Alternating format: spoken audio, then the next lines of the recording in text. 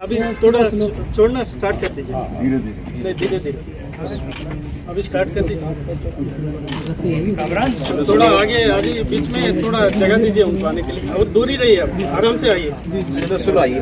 हाँ मैम, ठीक है, 9 मीटर देख लीजिए।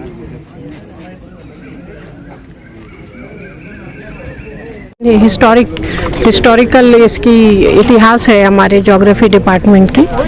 तो ये जो इसरो के साथ मिलके जो ये कोलैबोरेशन के साथ ये हुआ, वेदर को एक्यूरेटली फोरकास्ट करने के लिए जो बैलून छोड़ा गया, जो वहाँ पे उसकी मॉनिटरिंग यहाँ से सिमुलेशन कंप्यूटर से होगा, ये बहुत बड़ा एडवांसमेंट है। आप लोगों को याद होगा जब पहले इस तरह का कोई नेचुरल कैलेमिटीज़ लाइक होती थी, तूफान, साइक्लोन, हरिकेन होता था, उसमें बहुत सारे जान और माल का बहुत नुकसान होता था।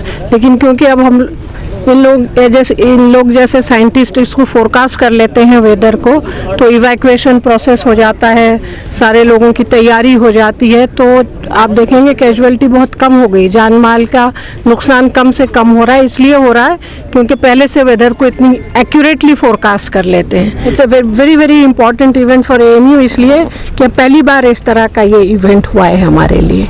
और वेदर फोरकास्ट की तो बड़ी सिग्निफिकेंस है आज के दौर में, तो हमारे लिए बहुत ऐतिहासिक दिन है, ये बहुत अच्छा है। ये एक बहुत ही तारीख़ी वाक़या है और अलीगढ़ मुस्लिम यूनिवर्सिटी के लिए एक बहुत बड़ा कंट्रीब्यूशन है कि डिपार्टमेंट ऑफ ज्योग्राफी जो है वो क्लाइमेटिक डाटा को कलेक्ट करने के लिए तकरीबन आसमान में यानी एटमॉस्फेयर में 35 किलोमीटर ऊंचाई तक अपना एक बैलून जो है वो जीपीएस से जो कनेक्टेड है वो लॉन्च किया है, और जो हमको क्लाइमेट का डेटा प्रोवाइड कराएगा।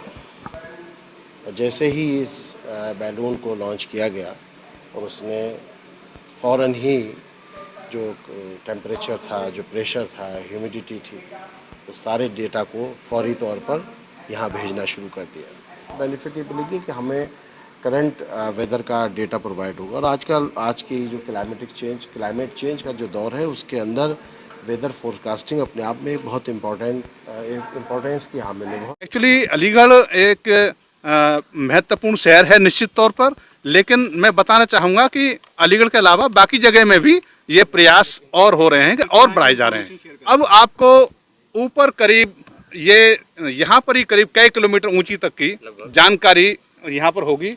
वैसे तो ये बैलून जाएगा लगभग 25 किलोमीटर तक, लेकिन क्या होता है कि हवाओं के साथ में ड्रिफ्ट भी करता है।